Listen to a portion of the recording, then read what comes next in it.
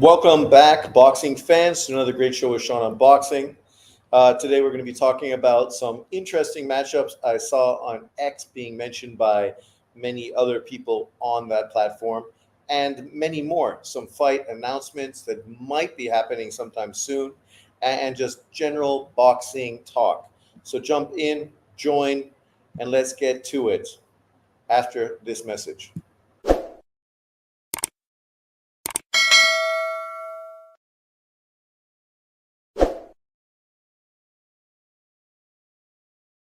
Welcome back, boxing fans. I'm currently watching the young 154-pound Cuban Telez. Uh, he's a good fighter, but you can still see he's still got a lot to work on because he's fighting this Gonzalez character who is 33, obviously from Venezuela, so we know his resume is trash, but not a bad fighter. Good jab, veteran fighter, and he's causing Telez some problems in the first 3 rounds. But obviously, I mean, we all know the result of that fight. Telez went on to have a fantastic victory. But the kid definitely has things he could improve on, especially at the 154-pound division, which is jam packed with some real high level fighters. Big amateur pedigree, very good pros. So it's not going to be easy work for him. But it's fun to see these up and coming young Cubans that are kind of breaking the the historical model because this kid is anything but a defense first mover. There's very little similarities between him and Rigo or him and fucking Lara or guys like that. He like stands in there and he looks for openings and tries to land those big body shots. So he's a very intriguing, very exciting fighter. Ooh, nice left hook to the body too. But let me know what you think about him in the comment section below. Obviously, today we're going to be talking about some boxing. So let's get to it. So here we are. Um, I was scrolling through Twitter today, or X as it's known now, during work, my lunchtime, and I saw quite a few fantasy matchups. And I thought, oh, okay, that's cool. We got quite a few of them, so we can make a video today talking about that, breaking it down, get people's opinions on these big fantasy matchups. So the first one, obviously, this is poignant because we've been talking a lot about Javante Tank Davis recently, and you really see the difference of expectations and criticism, right? Javante Tank Davis basically is allowed to do what he wants, isn't held to a high level of criticism by his fans, doesn't need to accomplish great things, but still these fans expect him to be praised and fanboyed over, right? Whereas Anui has just become a four-weight world champion and a two-weight undisputed champion, literally doing exactly what you expect boxers to do, right? Equaling obviously what Bud Crawford has done as well. So it shows you the accolades that both him and Crawford are doing. Yet some people would prefer to have Tank Davis ranked on the pound for pound list above Anui because Tank Davis looks like them. Anui and Tank Davis, neither of them look like me. I have both of them on my pound for pound list, both two of the most exciting fighters in boxing. I love Tank Davis and Anui. How do you not?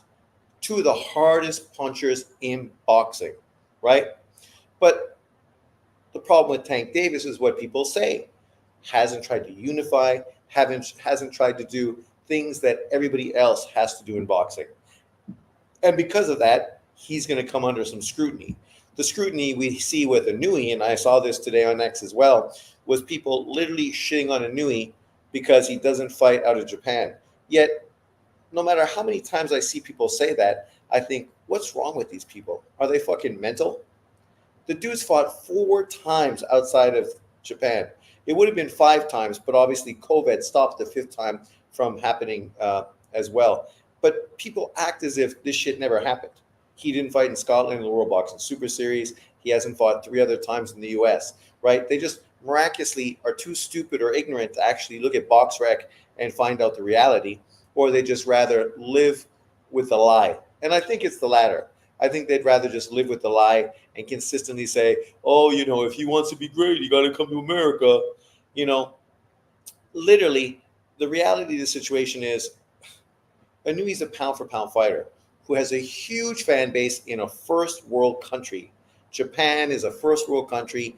People got money, infrastructure. He don't need to come to America. He's not from the Philippines. He's not from a third world impoverished country where he needs to move to America, where now potentially the opportunity to make more money is available. He's not Manny Pacquiao, right? He is the monster Inui. He could fight in Japan his whole career and fucking be loaded through endorsements, something American boxers don't get in America. You tell me how many endorsements Tank Davis has from American companies.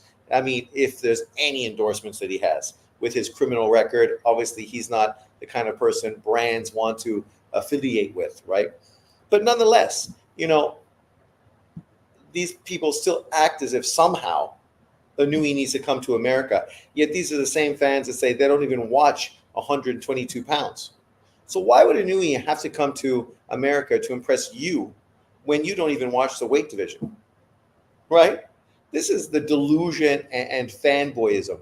These are the same people that say Inui's got to go to 135 to prove himself. He's got to be like Pacquiao. Oh, so he's got to move to his seventh weight division. Yet Tank Davis doesn't need to move to 140, a division he already fought in, because he said he's too small. You can't make this shit up. So today we're going to talk about who's better. Obviously, this is a question based on subjectivity. Some people may feel Tank Davis is the better fighter. Some people may feel Inui is the better fighter. That's fine, right? I have no problem if people think Tank Davis is better than Inui. I didn't post this because I'm hating on Tank Davis and I'm trying to disregard him as a fighter. No. I'm talking about this because it's a poignant conversation based on the fact that we've been talking about both of these fighters quite a bit recently. Iceman's in the house, Zaki. It's funny, Inui fought 4 times out of Japan from 2017 to 21 and stopped everybody in under 7 rounds. He has actually had tougher fights in Japan. Yo, Sean. I know. Literally he fought on an undercard in the UK on the World Boxing Super Series card under Josh Taylor, right? And people sort of, you know what it is. A lot of people just want to hate. A lot of the other people you saw making comments about Inui saying the reason he doesn't fight out of Japan is because he's on PEDs. So you mean he couldn't be on PEDs in the US because every boxer in the States is clean? I mean, these guys show you their ignorance. Japan is fucking a much more difficult country to do fucking PEDs than the States is. We're not talking about Russia or Mexico or some third world country where you can get your PEDs from the local pharmacy, right? In Taiwan, I probably could do that. But the reality in Japan, that shit ain't happening. You have to buy stuff illegally on the underground market.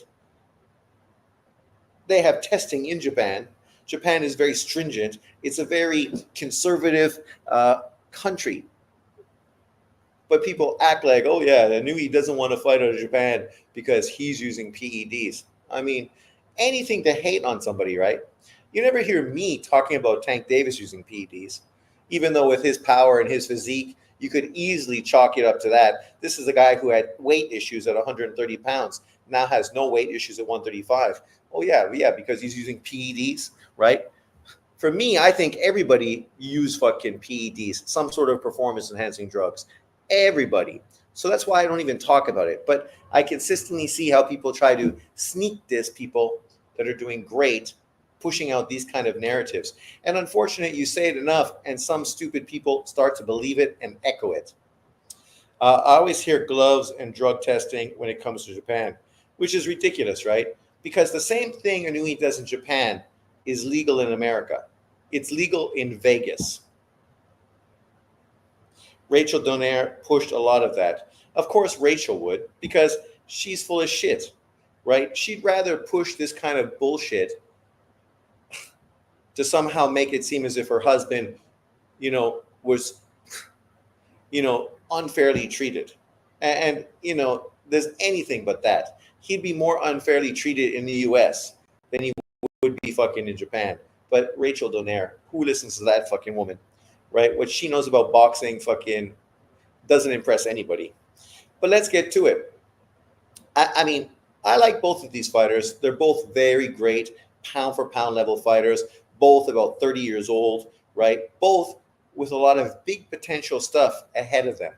Obviously, the clear difference is that Inoue has done what Tank Davis hasn't done.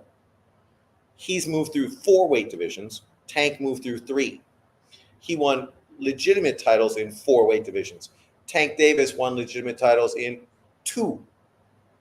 He unified in 2 weight divisions. Not only unified, but became undisputed. Tank Davis has unified in 0, right? So I know JB would rather say that, well, he's just chasing titles. Okay, so Bud Crawford is chasing titles too then, right? Because you can't accuse Inoue of chasing titles and then fanboy fucking Bud Crawford is pound for pound number 1 as if he's doing something that Inoue isn't doing. He's doing exactly the same thing Inoue is doing. Exactly. So you got to keep it 100. But of course, guys like him never will. So it's no surprise. So here's a look right here. Yeah, you can't compare the two when it comes to accolades and opponents. Opponents, maybe you can compare. And we're going to look right now because, as I say, I'm not trying to hate on Tank Davis, not at all. I know I call out Knockout Boxing for being a fanboy channel because that's what he is. And I call out a lot of the double standards coming from fanboys in America. But the reality is I like Tank. I like to see Tank fight. I just don't think Tank should be fighting on pay-per-view every single time he fights a mediocre opponent. But here we are. So you can see since 2017, both of these guys, obviously, Tank Davis fought Cuellar, who was a champion, Gamboa, who was a champion, Cruz, who was a champion. Mario Barrios is now elevated to a champion. Cruz became a champion. Romero became a champion. Garcia was a champion. And now Lamont Roach is a champion. So that's 8 champions, right, he's faced in this time. But how many of these guys were champions that he won belts off of, right? Only Leo Santa Cruz, 1. So out of 8 champions he faced, he literally won only 1 belt against 1 of them. And that was a guy who moved up to his 4th weight division and won a vacant title that Tank Davis had dropped, right? None of these are unification fights. The only champion that was a champion at the time when Tank Davis fought him was Leo Santa Cruz. Cuellar had just got beat at 126 pounds and moved up to 130 to get beat by Tank Davis, coming off of a loss, right? Gamboa hadn't been a champion for fucking 7-8 years since he got fucking knocked out by Bud Crawford. Leo Santa Cruz just moved up to his 4th division to win a vacant title. Mario Barrios was a regular champion. He only just recently became a real champion because he was elevated by the WBC. Isaac Cruz wasn't even a top 10 fighter when he faced Tank Davis.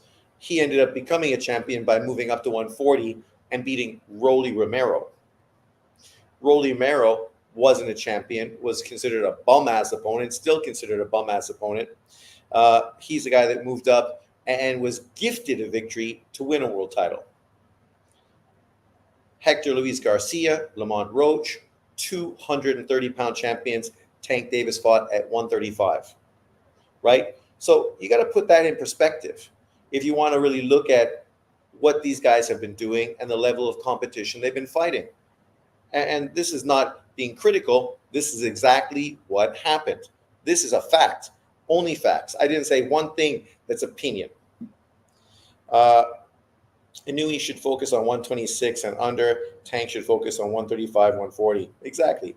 David's in the house. It's pretty bad when the best guy, or maybe the second best guy at 140, can't even knock out a shot-ass Jorge Linares. Tank is going to be undefeated for a long time, unfortunately.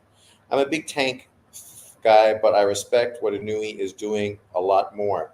You got to respect what he's doing more because he's literally doing something. To make a comparison, Inouye in 31, 32 years old, Pac and Floyd moved up to 147 at age 31 or less and finished their career at 147. They're 10 years later. 126 being the max for Inouye would be fair. David Esther, I'd taken Devin to give Jack a boxing lesson. Well, I think Devin Haney beats Jack, but at this point, Devin Haney is still a question mark where he is, right? Coming off of that PTSD situation that he's currently under. So let's go and look a little closer at this just for Inouye and see in comparison what Inouye's done in that time. So Inouye faced Payano, Rodriguez, Donaire, Maloney, Butler, Fulton, Tapales, Nery, Dohoney. 9 world champions. So one more champion than Tank Davis.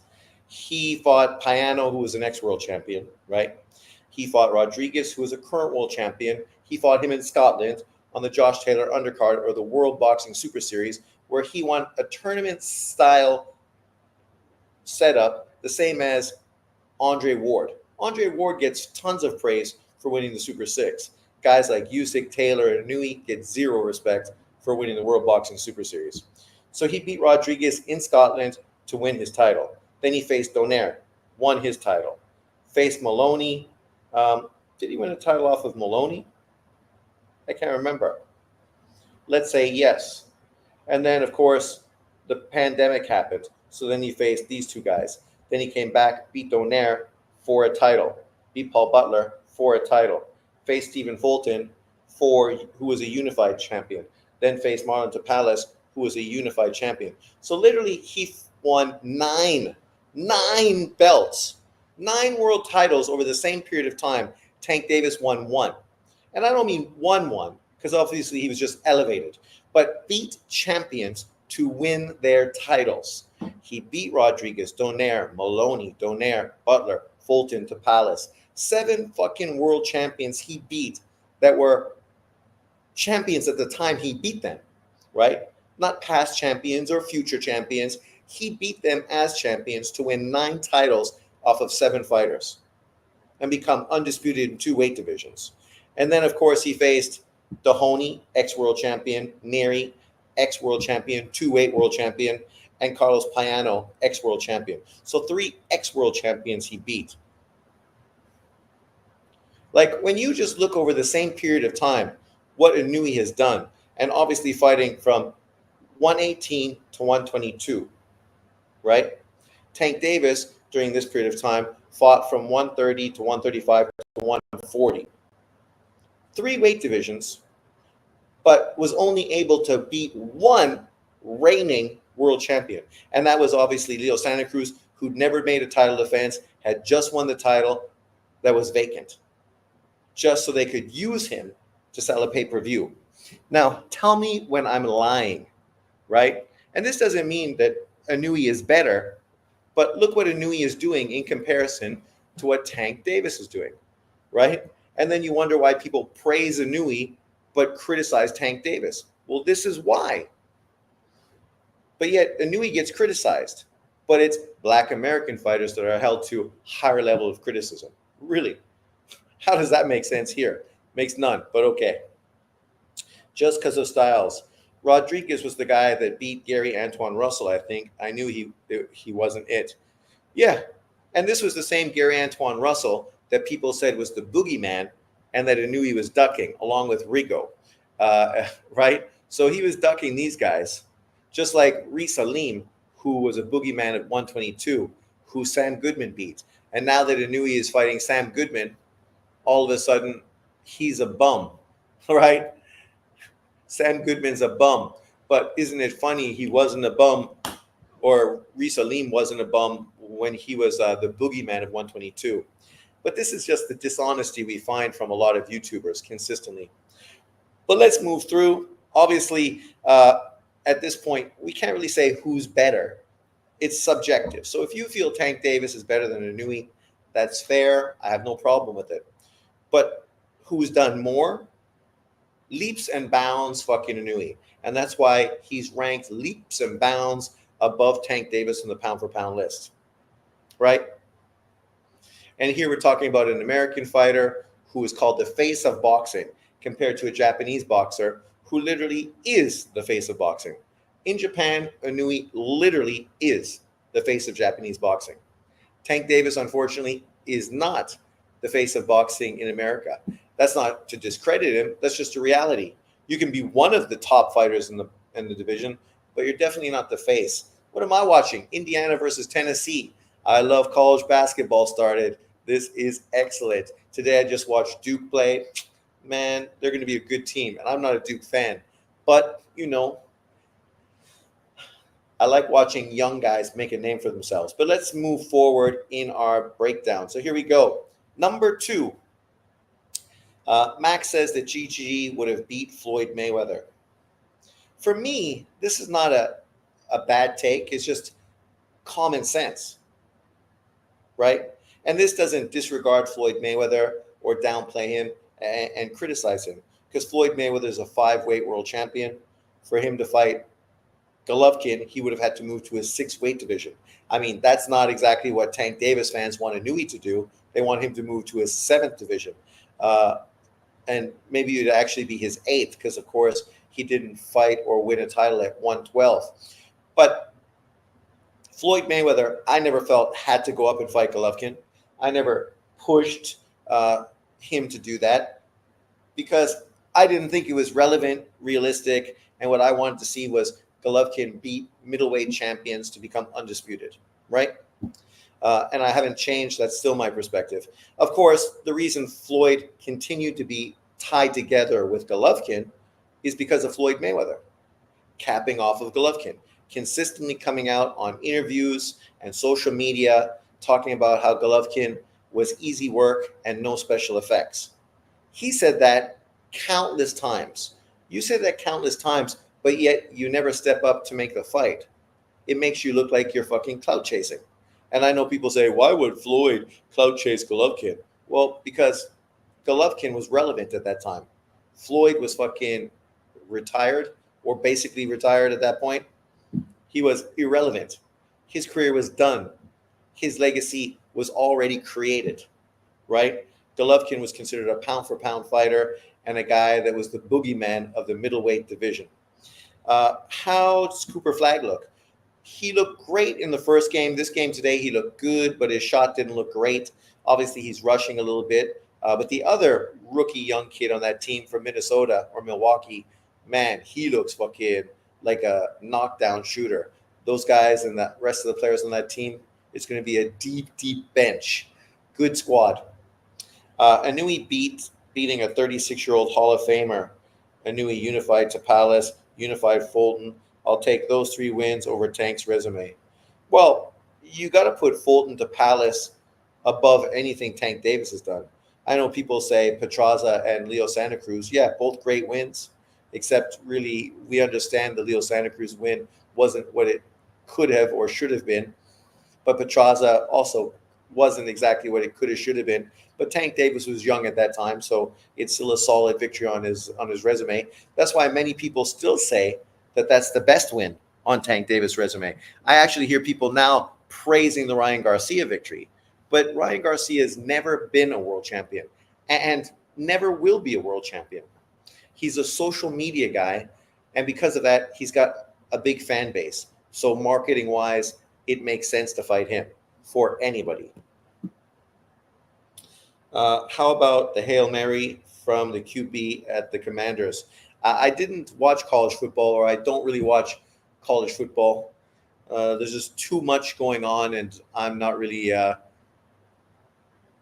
following it. So, I hear about players here and there, but I don't watch NFL, so I'm not even that interested in who's going to get drafted onto what teams, because football, I live in Taiwan, so it's the furthest thing from my mind.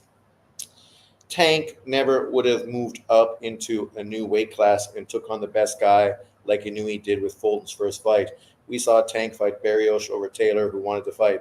That's true, but literally you have people defending Tank Davis and saying that people are hating him and expecting him to do too much by wanting him to fight the best fighter at the weight class. Yet Lomachenko moved up from 130 and fought the Ring Magazine best fighter in the weight class in Linares, right? Inoue moved up and faced the best fighter, a guy these guys had on their pound for pound list in Fulton. And we saw what John Boxing said. You can go back and watch his videos, how he was praising Fulton for how he was going to easily school and fucking beat Inoue. But then you're going to try to discredit him and now act like that win is no good. And people go, well, that's the only win anyone talks about. Well, that's not true. That's the only win you focus on. But anyone that follows Inoue has been talking about Inoue's wins well before he moved up to fight Navarez at 115 pounds, right? When he skipped over 112, where Roman Gonzalez was the boogeyman. So, real boxing fans know. Fake boxing fans lie and fucking, manipulates. But, it is what it is. David, I saw it in NFL. I think Floyd would have retired before he fought GG. Well, the truth is, I don't think Floyd needed to fight Golovkin. But if that's the case, why keep fucking talking about Golovkin? I mean, the reality is Floyd wouldn't have been able to use his style of boxing to be successful against Golovkin because he wasn't a big mover at this point of his career. He would stay in front of you, use the shoulder roll, and counterpunch you off of that. But Golovkin would have used his jab and just used his jab and that big overhand hook high on the head to just fucking eventually knock Floyd Mayweather out. That's what would have happened. And that doesn't disregard or shit on Floyd. Floyd's not a middleweight, right? Guys move up above their weight division. That's what happens. They get beat, right?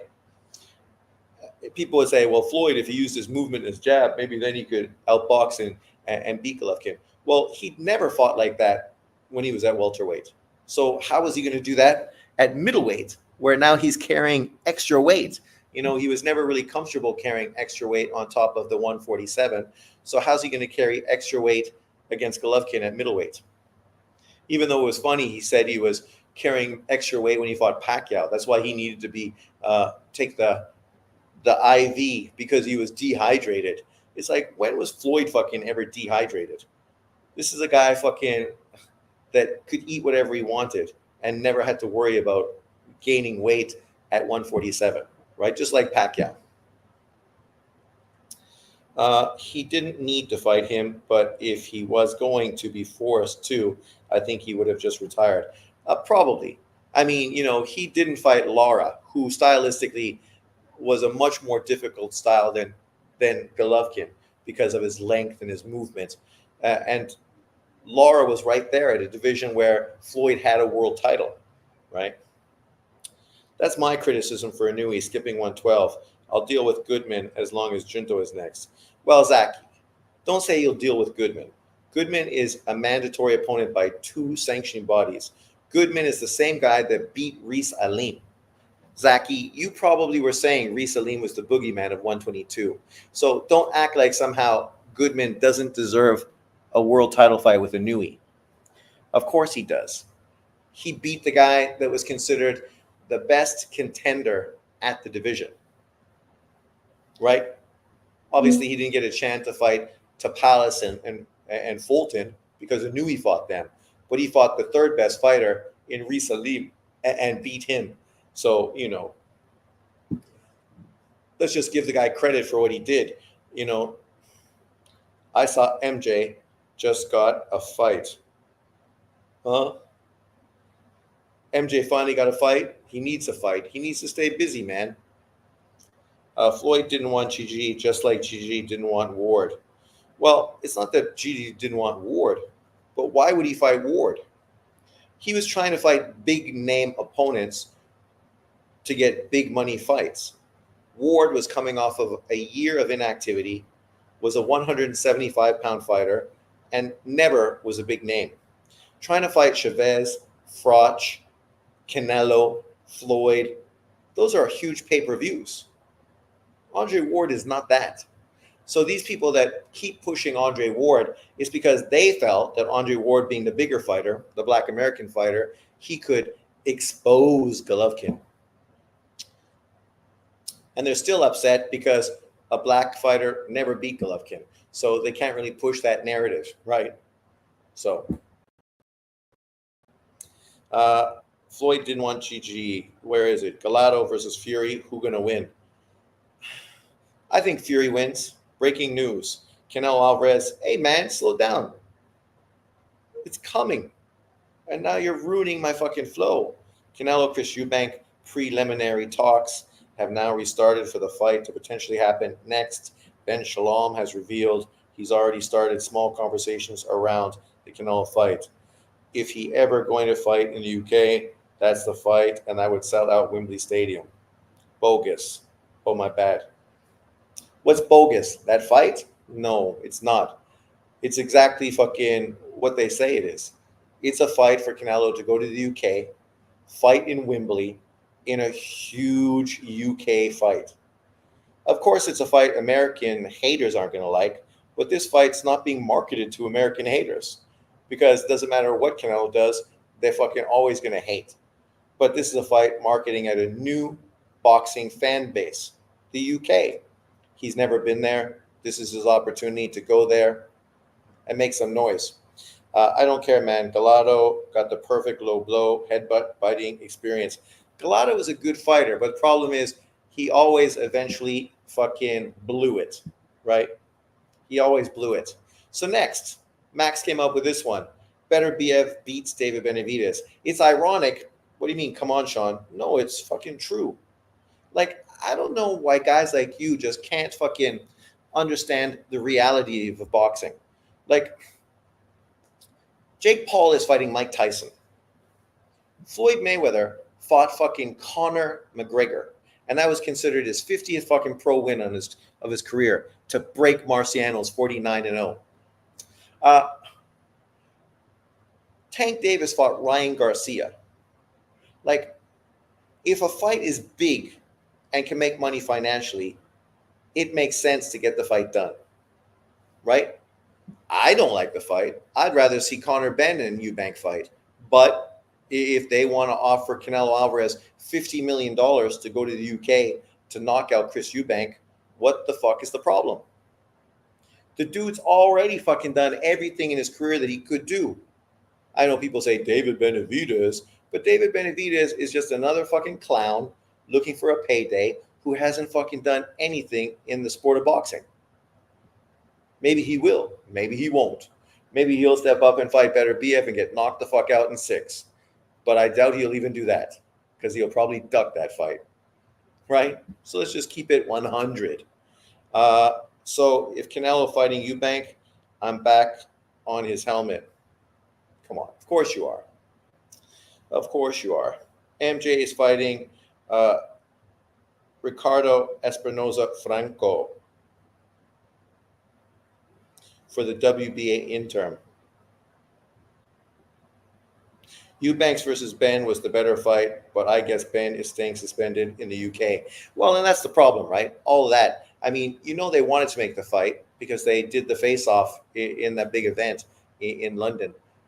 So if you could do it, they probably would do it, unless for some reason they think that they can get a Canelo Alvarez fight, which is obviously bigger. You could do Ben and Eubank in the O2. It would be big, but you couldn't fill fucking Wembley for that fight. But you definitely could do Wembley for Canelo versus Eubank, because people just would be happy to see Eubank get knocked the fuck out. This is a guy who clout chased so many fighters, yet fucking never stepped up to the plate. I doubt he steps up to the plate for this fight. Look forward to him fucking losing his pen like he did in the Golovkin fight. But it is what it is. As far as Beterbiev and Benavidez, I see a lot of people acting like Benavidez would beat Beterbiev. Actually, I've heard people literally recently saying that Canelo Alvarez beats Beterbiev. I'm like, get real, people. Get fucking real. Like, Bivol is a better fighter right now than Canelo Alvarez or David Benavidez. Way better. He's a much better boxer than both of those guys, right? And because he's got movement, is able to control distance, has great feet, great legs, he can stay away from the pressure. But even he couldn't stay away from the pressure completely against fucking Better BF. David Benavidez don't move. Canelo Alvarez don't move. They got slow ass feet. They ain't going nowhere. They're gonna sit there and hope to catch and counter and hope that their power can land before Better BF beats them down to a fucking pulp. And that's underestimating Better BF's boxing skills. Because in truth, I think Better BF is a better boxer than both Benavidez and Canelo Alvarez. Way better amateur pedigree, way more fucking amateur accolades, been in with way better, higher level of opponents as an amateur fighter, real slick boxers, and beat them all. Bivol, Gvozdyk, Kovalev. Yeah, those guys get fucking killed. Harder coils in the house. But I just thought this one is like, come on, man. You know, we just look at their recent things that they've done. I mean, when we look at fucking Benavidez' career, Anthony Terrell, 33-1-1, he was never as good as his brother. He won titles because the 168-pound division was fucking mediocre because he's never been good. And then Caleb Plant, who already got beat by Canelo. And then Demetrius Andrade, who never fucking beat a world champion. And then Gvozdyk, who was coming off of 4 years of retirement. Like, this is an ass fucking resume. Ass resume. Whereas you look at fucking Better BF, Gvozdyk, world champion, Brown, fucking really good fighter. Brown is better than every single fighter that Benavidez has faced. Joe Smith, champion. Anthony Yarde, good fighter. Many people feel that Anthony Yarde would beat David Benavidez. A lot of people hope that that fight would happen. But Yarde is way too dangerous. Callum Smith, good fighter, right? We saw how well he was doing at 175, right? He was killing dudes. And he fucking had no answers to Better BF at all. And then Bivol, the same man that beat Zurdo and beat Canelo. Callum Johnson, undefeated UK fighter, good power, good fighter. Kalajdzic, I mean, we just saw him go the distance with Dave Morrell. And that's how many years ago? 5 fucking years? 5 years ago, he got knocked out by fucking Better BF. 5 years later, he fights fucking David Morrell, the monster, the Cuban monster, the Cuban missile. And literally, there's nothing Morrell can do. Nothing he can do. Like, when you compare their resumes, I mean, yes, Benavidez is more busy, but who the fuck's he fighting? Literally mid-tier opponents. That's it. Mid-tier opponent after mid-tier opponent after mid-tier opponent. Nothing fucking interesting. Nothing to get excited about. Where are we? Eubank is going to come out hands down, jumping around like Roy Jones and get lit up, then run the rest of the fight. Probably. Better BF would almost kill Benavidez in the ring, no doubt at all. Harder coil missed GG debate yesterday. Gvozdyk is better than anybody Tank has beaten. That's true. Yarde just struggled with the no-name. He didn't struggle. He won. But you coming off of inactivity in a fight where you're not motivated. So, you know, don't overthink that.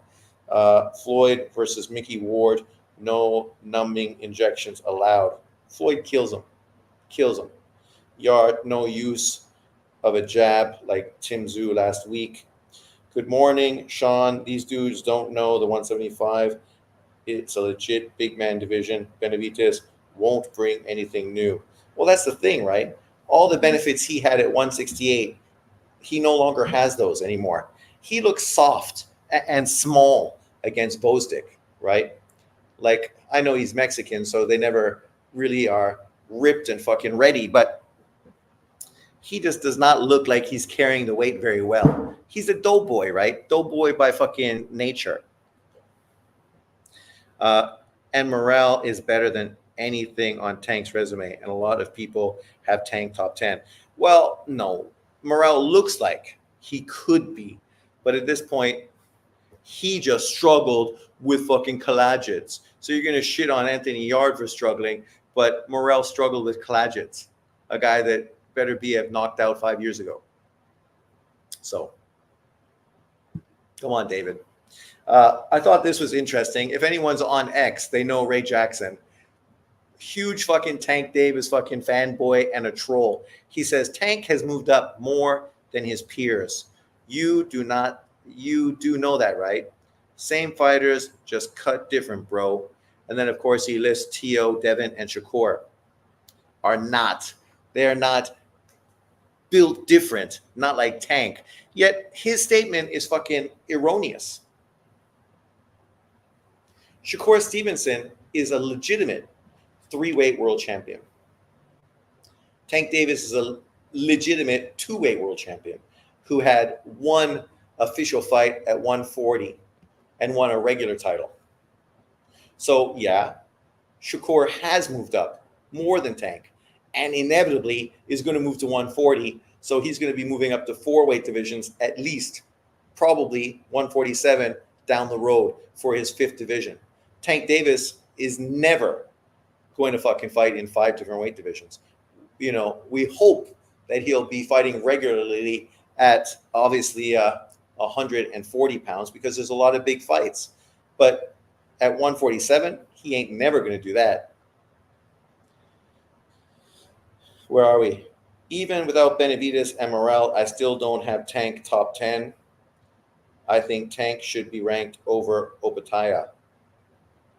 I don't think Tank should be ranked over Opetaia. Come on, man. But you got a lot of bad takes, David. You know, a lot of your takes are feelings over facts, right? You love to jump on a guy, P. Diddy, and ride that guy, P. Diddy, as the only guy who supports him. So you can then talk about how you were one of the first ones to support a guy. You know, it's kind of like True School does the same thing. A lot of people do. They love to act as if somehow they discovered somebody before everybody else did. And it was like, yeah, okay. The thing fanboy Tank fans say to me all the time is he has beaten the most undefeated boxers. But that's the same thing they were saying before Inoue knocked out Stephen Fulton.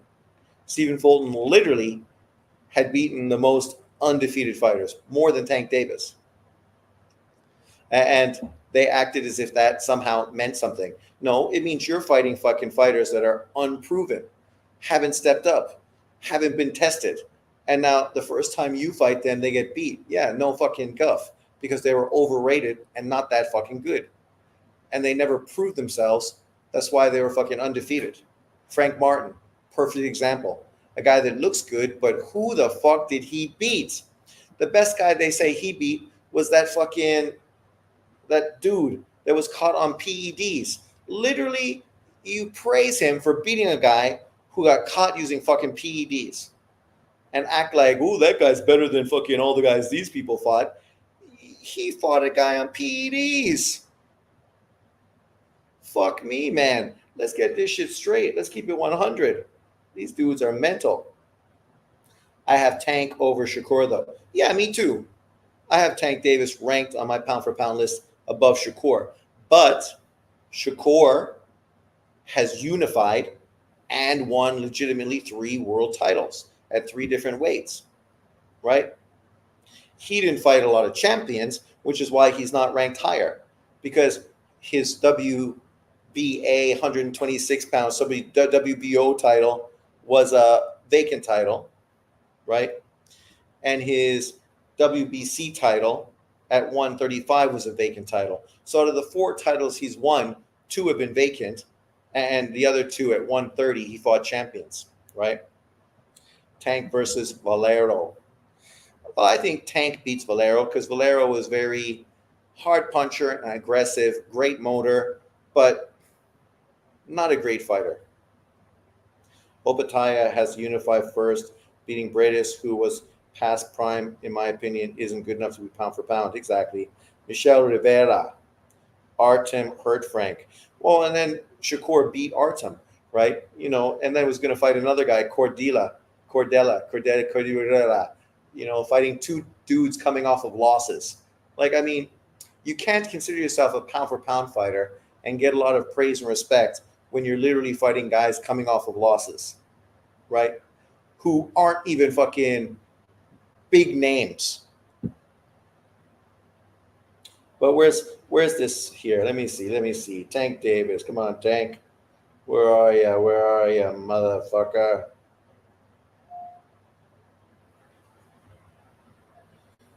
So Tank Davis, Michelle Rivera. What? Oh, sorry, that's Frank Martin. Frank Martin, 18-1, his best win. He beat Duno, but Ryan Garcia got zero credit for beating Duno. He beat Jackson Marinas. Okay. Rolly Romero beat Jackson Marinas. He beat Jerry Perez, which was a good win early in his career. Then he beat who? Fucking Arden Hartunian, who he struggled with. Did not look good at all in that fight. What happened? Oh my God. Come on. BoxRec, stop fucking with me. BoxRec's playing with me. Indiana leading Tennessee. Michelle Rivera, currently 26-1, 14 KOs. This 26-year-old Dominican steroid user, right? Obviously lost to Frank Martin. Prior to that, he beat Jerry Perez, went the distance, beat Joseph Adorno, solid fighter, beat Sergey Lipinets, best win on his career. But obviously Lipinets is old and well past his best. And then beat some Argentinian guy, Hugo Roldan, in his last fight. Right? Hugo Roldan, where is he ranked currently at 135 pounds? Is he even ranked in the top 40? Oscar De La Hoya versus Tank. Oscar De La Hoya fucking easily beats Tank Davis. Tank Davis ain't no Shane fucking Mosley. Shane Mosley even said that. Shane Mosley said he'd fucking destroy Tank Davis because Tank Davis ain't no fucking Shane Mosley. Then we got this one. This is a big one. This is the real one, the one that's going to get a lot of people's attention. Prime Mike Tyson versus Prime Alexander Usyk. Right? I like Usyk. I don't like his style, but I like him. I appreciate him. When we try to compare him to Evander Holyfield and who probably is ranked higher all time, I got to lean towards Usyk, even though I'm a fucking huge Evander Holyfield fan. So I would pick Evander Holyfield every day of the week because I support Evander since he was an Olympian and got fucking robbed by that New Zealand guy. Far more exciting fighter, fucking tons of heart, tons of grit, also on the PEDs, right? Just like Tyson. But Tyson was fucking explosive. I don't know how Usyk would deal with body shots from prime Mike Tyson. I know Tyson's going to have a hard time getting into range against Usyk, but I think that Mike Tyson knocks Usyk out. Right? And I know Evander Holyfield beat Mike Tyson, but it was also an Evander Holyfield fighting not a prime Mike Tyson. This was a Mike Tyson after jail, not the same version, a broken mentally Mike Tyson. I think I would have picked prime Mike Tyson and beat Evander Holyfield. He was supposed to fight Evander instead of Buster Douglas, but Buster Douglas was mandated, so he was forced to fight him. I think truly that he would have beat fucking Evander Holyfield if they'd fought at that time. But I gotta rate fucking Mike Tyson over Usyk. But it's because of styles, right? Styles make fights. I just can't see that hand speed and that ferocious power, the good fast feet as well. Because he's not a big guy like a lot of the guys Usyk is fighting who are slow plotters. He's a guy that athletically is more athletic than Usyk is, right?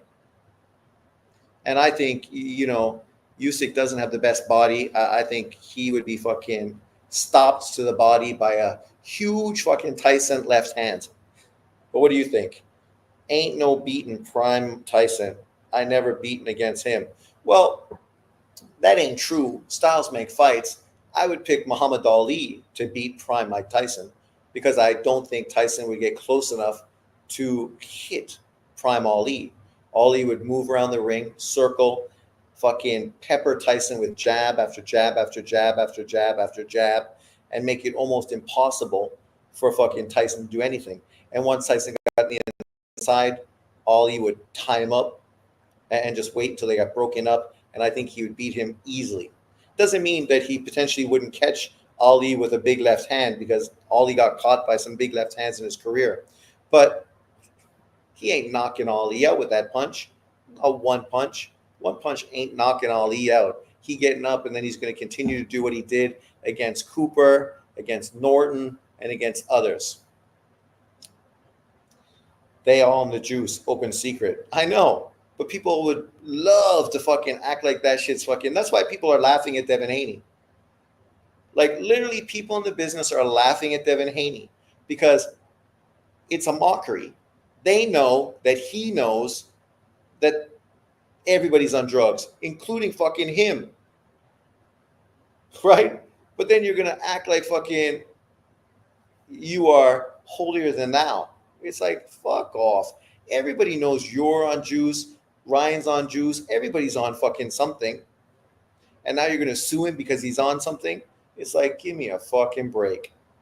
Let's get those old fucking samples of Devin Haney and modern technology, and let's see fucking those Armstrongs. Same thing will happen to him. That wasn't prime Tyson. Which wasn't prime Tyson? Beterbiev versus Tyson. Laugh out loud.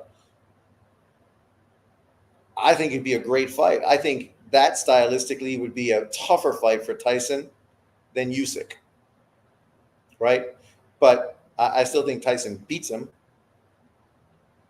But I definitely think Beterbiev is a more game opponent. Hard jab, hard shots. You know, Tyson would get hit with some big shots, and he would have to, you know, be a little weary, even though his chin is fucking granite as well. Ali lost to Frazier. I think Tyson is so better.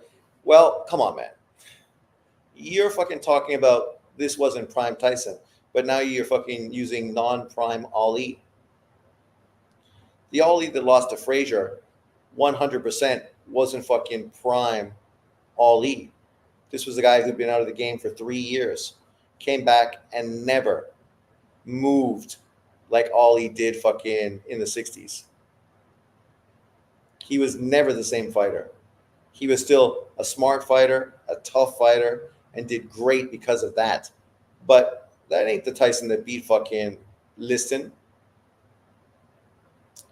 The Tyson barely even moved during that time. The one that fought Holyfield wasn't even close to prime Tyson. I know, I said that.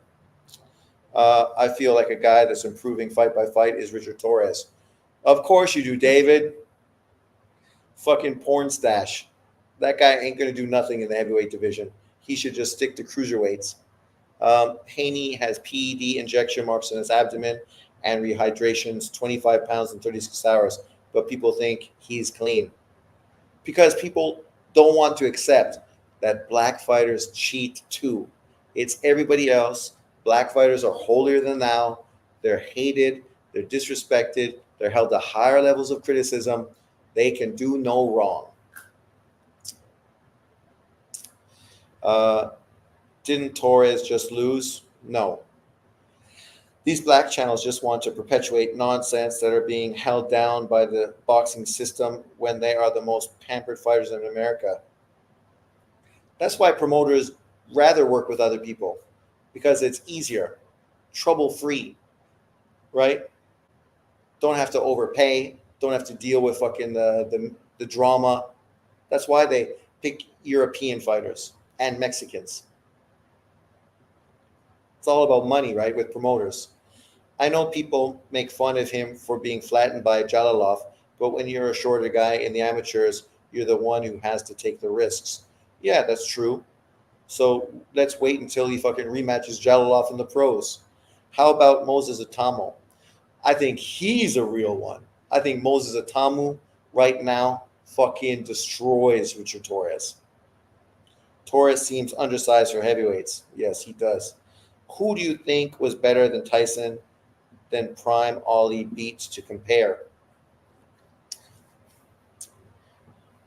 See, it's stupid to try to compare because you can't. But dominant, Sonny Liston was just as dominant as Mike Tyson was when he was in his prime. The Sonny Liston Ali beat was destroying every motherfucker around, just like George Foreman was, just like Mike Tyson was. He battered and beat fucking Floyd Patterson from pillar to fucking post. And Floyd Patterson was a skilled, very quality, high level fighter, a Hall of Famer. Sonny Liston killed him. So, sure, you can't compare Mike Tyson stylistically to Liston, but Liston had a way better jab than Mike Tyson and was also a destructive force. Right, Lily? Lily says, yeah, Sonny Liston, man, he was a bad man. That's true. Shut your mouth. Itamu has a brother who has a glass jaw, though. Okay, but in the big fights, right, big guys, getting hit in the jaw, everybody will get dropped. Holyfield is a bad matchup for Mike at any time in his career. He's tough because he's going to be in your chest, right? The problem when Holyfield fought Tyson at that point, Tyson no longer fucking worked on the inside. That was what I started to dislike about Tyson.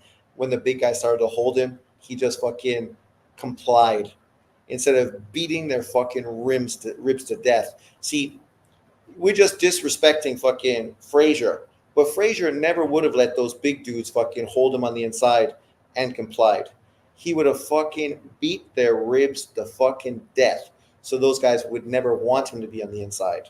That's what Tyson should have done. But he got lazy. He got fucking too confident, too arrogant, and that was his downfall. You guys are overdoing it with Tyson a bit. Weaker gas tank, front runner, mentally fragile, far from perfect.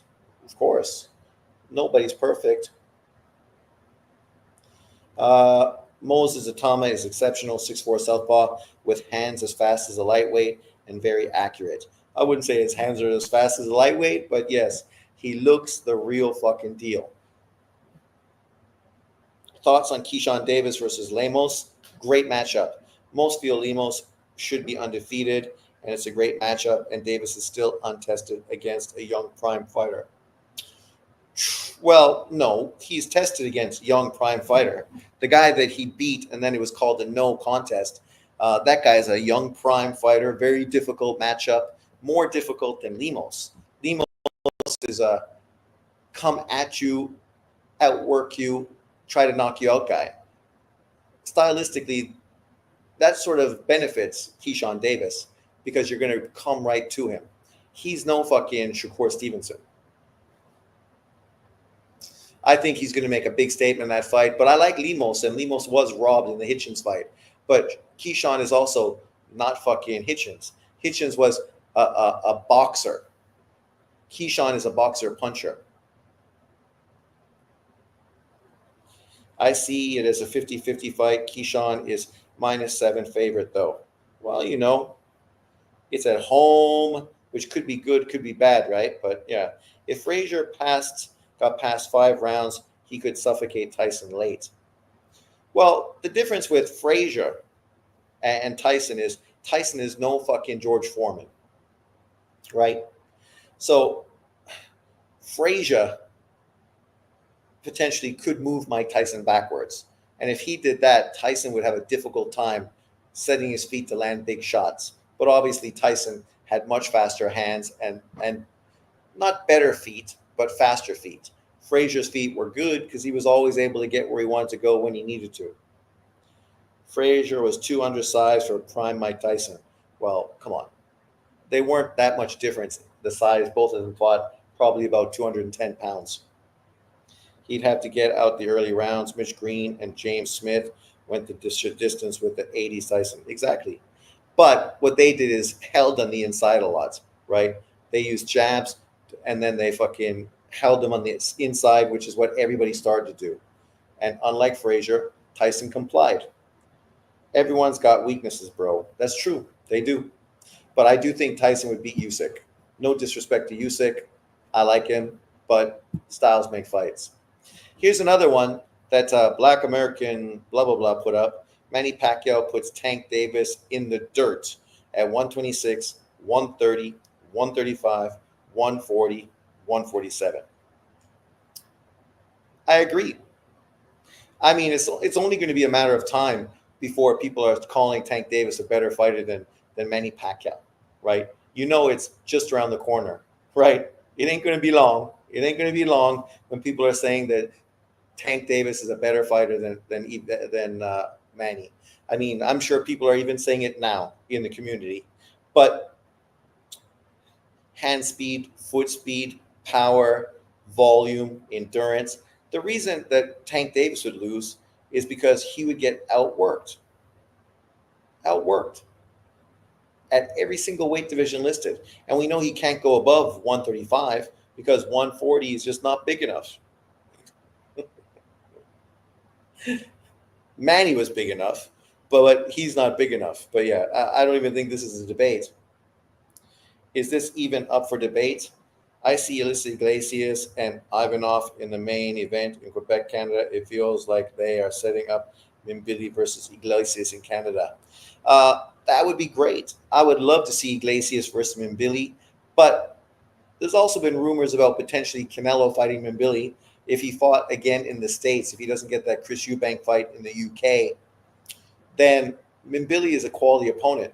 You fight Munguia, Berlanga, and Mimbili. Literally, you're fighting three undefeated, big, aggressive, hard-punching young lions back to back to back. That's impressive. I know Canelo fans, haters, just can't fucking give him credit. But think about fighters you like, and if they're taking on fighters at that level, right? Hard punching, far bigger, prime, young, undefeated, aggressive dudes, right? Historically, everybody would be praised for taking on those opponents. But of course, Canelo's Canelo, so it doesn't matter what he does, he's going to get hated on. But I would love to see Iglesias versus Mimbili. I think Iglesias beats Mimbili, in my opinion. Let me know in the comment section below. What do you guys think? Does Iglesias beat Mimbili? And speaking of the thing, here we are. Obviously, Zaki brought this up already. I was going to bring it up here from Sky Sports. Canelo Alvarez versus Chris Eubank Jr. preliminary talks have now restarted for the fight to potentially happen next. Ben Shalom has revealed. So this is a fight we knew they were talking about before. And of course, Chris Eubank sort of priced himself out.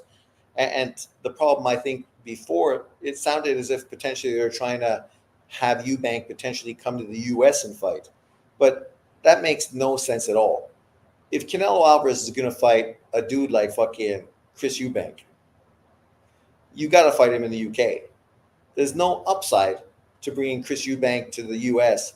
and having that fight happen there. If you go to Wembley Stadium and do a huge fucking event, that's where you do it. The only problem is Al Heyman and the PBC able to work with Sky Sports and Ben Shalom to do that kind of fight? Historically, they used to. Remember back in the day when the PBC first started? Do you remember, Lily? I remember. Do you? When PBC first started, they used to do a lot of fights with Matchroom and Sky Sports, right? That was a go-to when they made real fights, when they weren't just doing in-house bullshit fights. But when they did legitimate fights that people were really supporting, a lot of the fights at 168, right, that were happening were all part of Sky Sports Matchroom. So this is kind of going back to the beginning for the PBC. You know, Eubank, Canelo, PBC, Sky Sports, co-collab, Wembley, huge event, right? You potentially could put Anthony Yard versus Buatsi on the undercard. Fuck, man, that's dynamite. Dynamite, right? Right there, I'm on it. That fight is mostly the one that's selling it for me, but that shit makes tons of sense. I'd like to see one more big win by Mimbili before Nello fight. Derevchenko with one arm isn't enough to go on. I agree.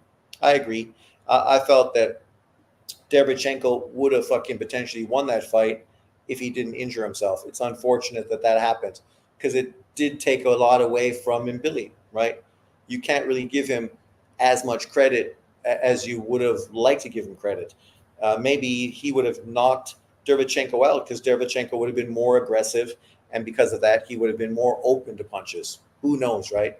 How it would have unfolded. But this game's not bad. Indiana, Tennessee, 21-20. Both very good squads. I love college basketball. Love it. Tyson was fast but flat-footed. Exactly. You know, he had to be flat-footed to fucking generate the power off his shots, but his feet were fast, so he was able to move from side to side and get inside where he could get off his combination punching. But the problem was once people grabbed him, then he started to fucking just sit there and wait for the ref to break it up. But he should have been digging into those fucking guys' ribs so much that by round 6, those dudes wouldn't fucking want him anywhere close to them. That would have been the difference. But the problem is Tyson became too cocky, too arrogant, and was his worst fucking. He was his worst enemy. I mean, that's why he lost to Buster Douglas in a great performance by Buster Douglas. I love that performance. Buster Douglas fought fucking great. His jab, his combination punching, man. He's only going to be remembered for one fight, maybe 2, but the one fight he's remembered for is legendary. The second fight, him getting destroyed by Evander Holyfield, probably one he wants to forget. Isn't Buster Douglas dead now? Am I mistaken? I know he had some real health issues because of his ballooning up in weight and stuff, but yeah, Buster Douglas, man, it just shows you a lot of these guys, really skilled fighters, great amateur pedigree, but didn't necessarily live up to the accolades. Lots of guys like that. Tyrell Biggs was fucking coming out of the Olympics, man, with his boxing skills, his fast hands. People thought Tyrell Biggs potentially could be the next great heavyweight, right? The next Muhammad Ali. But, you know, some guys just aren't built that way. Some guys are just built different, right? Apparently, there's a guy that plays for college football team, Colorado, who is a wide receiver and DB. And apparently that kid is built differently. You guys know who I'm talking about? My coworker watches college football, so he was talking about this kid today, and also building up, of course, the coach's Deion Sanders' son, who says is a very good quarterback. As I said, I don't really watch college football, but you hear stuff, right, like this, word of mouth, see little things, and it sort of piques your interest, obviously. But I'm going to have to go walk the dog, but what does this say? Darkness says Tyson didn't just lay down in those Douglas fight. He wasn't all there, but he was still swinging, almost knocked him out if you count it yourself. Yeah, no, I mean, he almost did. I was praising, I was begging, hoping, had my fingers crossed that he did get that knockout, because at that point, I definitely did not want Mike Tyson to lose to Buster Douglas. I wanted him to win so I could get him to fight fucking Evander Holyfield, who was my favorite fucking fighter, right? That would have been such a fucking huge matchup at that time. But unfortunately, Buster Douglas fucking ruined it all. That bastard. But, you know, shit happens. Oh, nice defense. Go, white boy. Go, white boy. That was a nice block shot. Oh, and you missed the layup on the other end. See, that's the thing about basketball. You make a good fucking crossover, get a guy to drop, and then you miss the layup. Man, you just fucking killed everything. This dude for Tennessee, just missed the alley-oop too. He had a great block shot on one end, got the rebound, went the whole distance the other end, missed the fucking layup. Just ran down now, had an alley-oop, missed the alley-oop. It's like, fuck, man, you could have made such a huge impact. One fucking layup to finish, one alley-oop, people would have been going crazy. Did you see Caitlin Clark's coach got fired? I did see that. I don't know if it's fair or not, but there was so much negativity being thrown towards her all season, especially after that slow start. But I think she's kind of being scapegoated, to be fair, right? Because the team finished really well at the end of the year. So what else do you want her to do? I mean, Caitlin Clark is a fucking rookie. Other than that, your team played really well. But what can you say? This is basketball. It's always easier to blame somebody else because your team underperforms. I mean, I thought you have a whole season to build around her now. You know what she brings. You could add complementary pieces and come in next season and be a real running, gunning squad. More 3-point shooting, better fucking rebounding, because rebounding was a weakness last year. You don't need to be a great defensive team, but you need to fucking hit open threes and you need the fucking defensive rebound, right?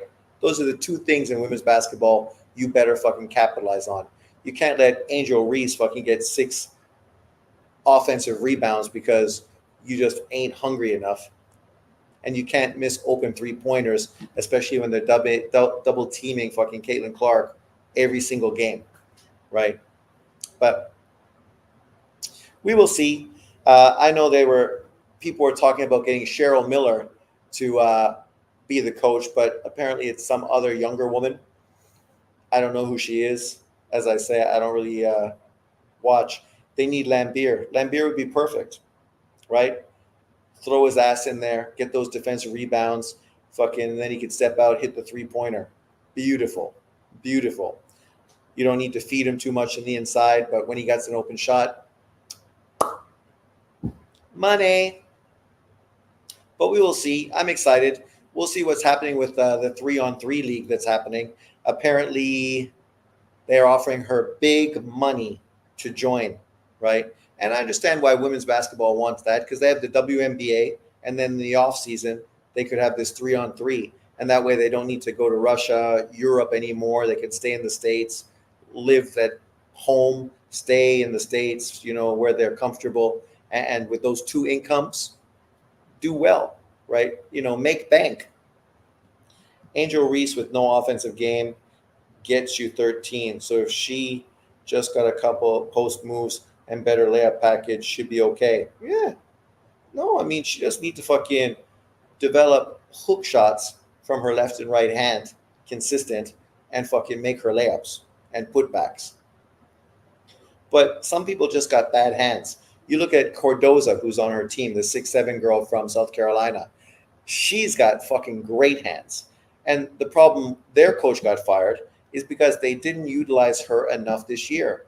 It shouldn't have been fucking Angel Reese in the conversation for Rookie of the Year. It should have been Cordoza. Cordoza easily could have averaged fucking 18 points and 8 rebounds a game. She's got great hands. They just need to feed her. And then Angel Reese could have been the Dennis Rodman, right, to her. But of course, they didn't want that because she's sexier, she sells more, she's got more marketability. But that ain't going to fucking win. That's why their coach got fired. They just need to knock out those girls taking cheap shots at Clark. Well, you just got to fucking punish people for cheap shots across the league. Nobody watches women's basketball to watch lesbians fucking beat up on each other. Men watch basketball. There's not a big women group that follows WNBA. If it's going to be successful, it's because men are going to be watching it. So you need to fucking have a more interesting game, not a fucking sumo wrestling fucking game, because that ain't interesting anybody. The WNBA talent isn't the best still. Well, then they're going to fucking add 3 more teams. That seems stupid. They lost $40 million this year, but they're going to add 3 more fucking teams. Bill Lambier, what are the next fights to look forward to? Lakers looking good, man. JJ Redick haters are not happy. Time to hit the panic button. Jamal Murray, he looks washed. He does, eh? He does. And that's killer for Denver. Because if you don't have him as a dominant point guard, you're just not going to fucking do anything in the league, right? And I like JJ Redick. The question with him is what happens when his ideas contradict LeBron James. Then we'll see what happens and how far this team is going to go, especially when the tough gets going. Right now, fucking my man, the power forward, is killing it, right? He's dominating. And as long as he does that, man, they're going to do good. He's a good player. The problem is, for sure, he will get injured because he always gets injured. But let's look at fights that are happening this weekend. Here is my prediction league. So let's just go through it. So on Friday, Pedrag McCrory, the guy that Berlanga knocked out, is fighting Leonardo Carrillo.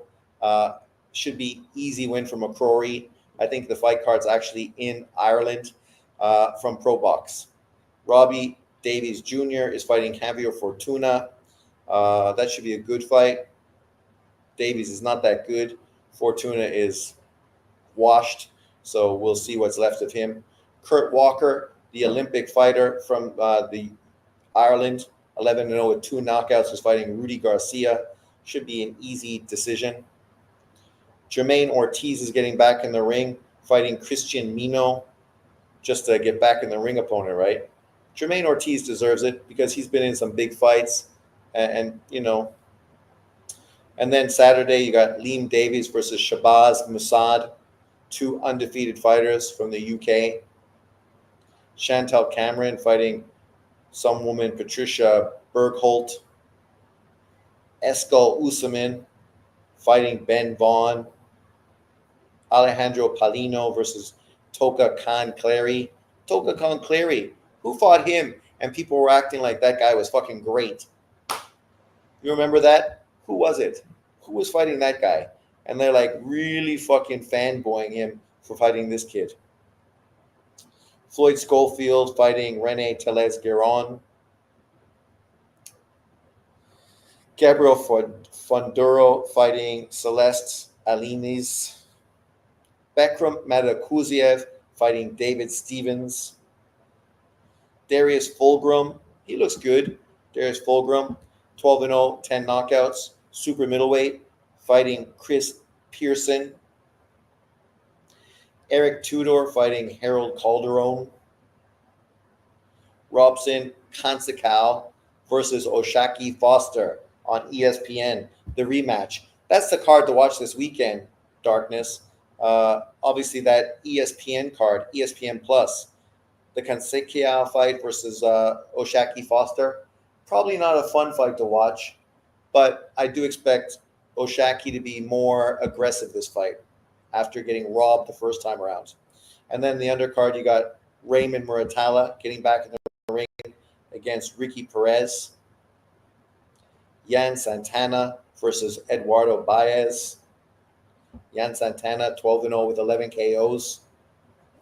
Abraham Nova versus Humberto Galinda. That should be a war. That should be a good fight. Jai Tucker versus Quilistro Madera. Jai Tucker, people were hyping him up too much. Now 12-1-1, 5 KOs. Some guys just built differently.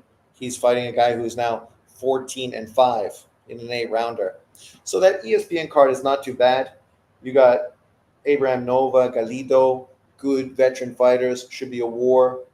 Some young fighters, right? Obviously, Muratalla, a top 135-pound contender. Yan Santana, an up-and-coming featherweight. And then, of course, Robson Kansakow versus Oshaki Foster. Can Kansakow defend his world title and beat Oshaki Foster the second time around? If he does, John Boxing going to be crying in his fucking cereal because he was hyping up Oshaki Foster big time, saying that he would beat fucking Lomachenko. I don't know if he beats Lomachenko now, but okay. Does JJ have his own ideas? LeBron always wins versus the coach. Well, that's the point, right? If they have conflicting agenda, then what happens? JJ's getting fired. Canelo fighting Eubank, like I told you, he would. Yeah, great fight, quality. Look forward to Yard versus Buatsi on the undercard. That shit's dynamite. I don't know what undercard fight will be underneath of that. Probably one of those women fights because I know Sky Sports got a few women fighters that they stole off of Matchroom, so that would make sense. Mr. Sean, I appreciate your support, but stop sim cooking for me. I'm a duck. Yeah, sure. Dude, it's sad that you pretend to be a boxing fan, but you're just a fucking hater. AD is playing like a terror. AD is fucking great. Remember when AD came out of Kentucky? What a fucking monster. What a monster. That Kentucky team was great. And AD was fucking unreal. And who is the small forward? I love that guy, but that herky jerky fucking jump shot of his just never allowed him to stay in the league very long, unfortunately. Because I thought that guy was going to be the next Stacey fucking Ogman. Just because of his defense, right? But man, he got a fucking Charles Barkley swing on his jump shot. AD been the best player, ran the Lakers for years, nothing new. Yeah. No, the Lakers win when AD plays great. Obviously, LeBron James is a great player, but you're not going to win with just LeBron James. There you go, Michael Kidd Gilchrist. Man, I love Michael Kidd Gilchrist. He was great for Kentucky. It's sad he had like one good year, I think his first year for Charlotte. He played really well. But man, how come some dudes' jump shots are just so fucking ugly? Terrible. Like mental, right? They get the yips. Like Barkley with his swing. Fuck, man. You couldn't make a person have an uglier backswing than Charles Barkley. That shit's it's just not natural. And that was Gilchrist's fucking jump shot. And we've seen some ugly jump shots in the NBA. Who's Wilkes? Jamal Wilkes from the Lakers, fucking behind his head, fucking throwing that shit up. But he was a great shooter because he had confidence in his stroke. He stuck to his stroke. Mentally, he stayed strong, knowing he could hit it, so he just kept shooting it. Gil Gilchrist, man, he got in it. He was broken. Cousins and AD, I thought, had potential to be unbelievable in the Pelicans, but injuries, always injuries. I wish Bo Mack was training Eubanks Jr. Give him a little more hope. It's like they get stuck by lightning in mid shots. Laugh out loud. Exactly. Right? Somebody fucking shocks them with like a cow prodder. My opinion, Lakers would have been better off with no LeBron for years. Dude, complete defensive liability. Sean Marion. Yeah, Sean Marion, right? Also a fucking janky jump shot. But Sean Marion's a great player too. Fucking UNLV, baby. Fuck Sean Marion. UNLV squads were good. Larry Johnson back in the day. Shit. Man, there's been a lot of janky fucking jump shots, man, in basketball history. So, I wonder what Michael Gilchrist is doing now. Let's Google it. I'm just curious. Where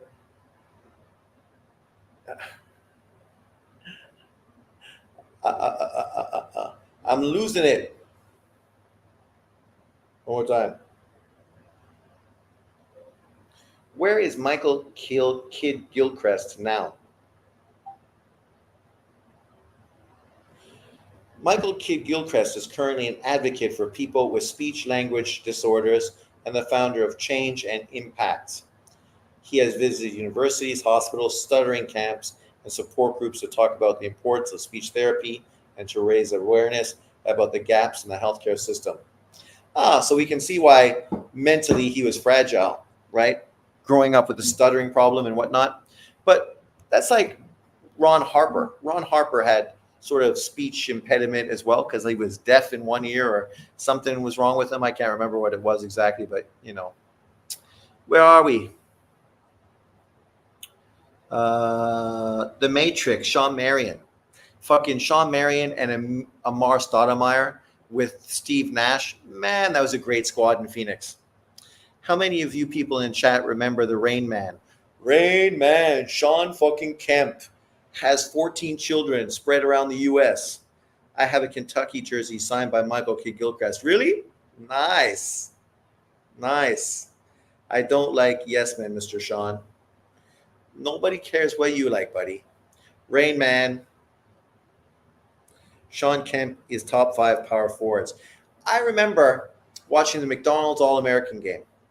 And, you know, back then, of course, you don't have social media. So you know people a little bit. And I'd buy like Smith and something magazines, and they'd always tell you the top high school players at the back of it when you go through all the college teams.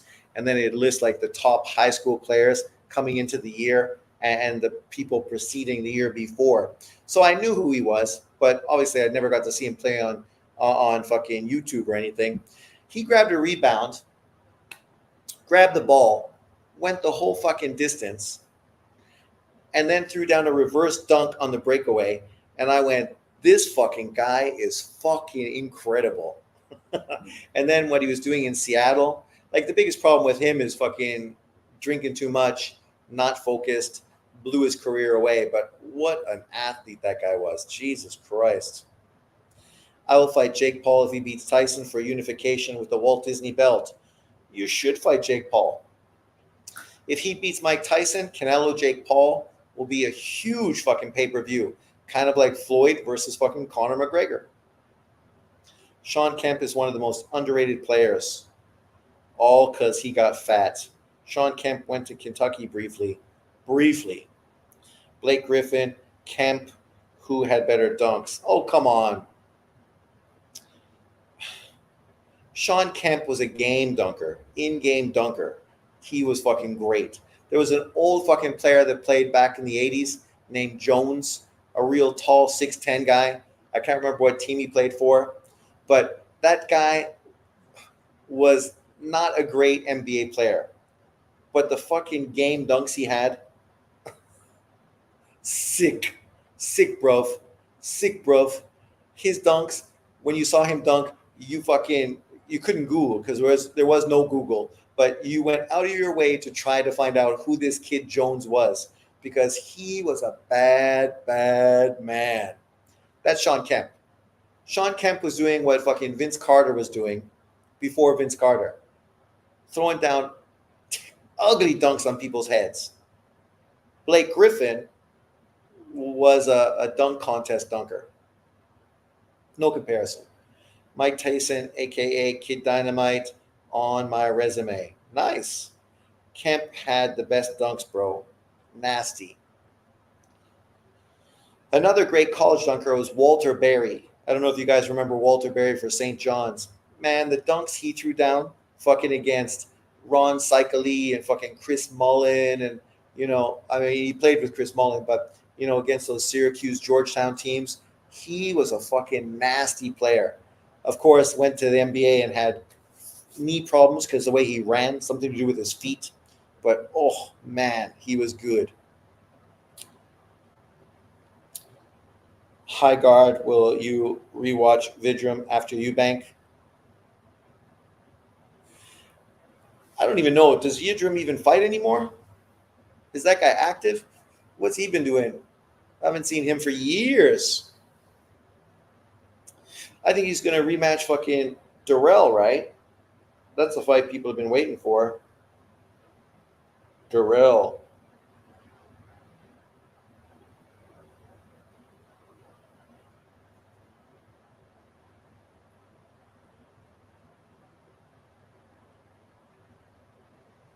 So many messages, but nothing important.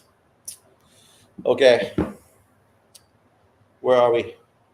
Sean Kemp dunk on Alton Liston. If you haven't watched it, watch it. Oh, I remember Alton Liston.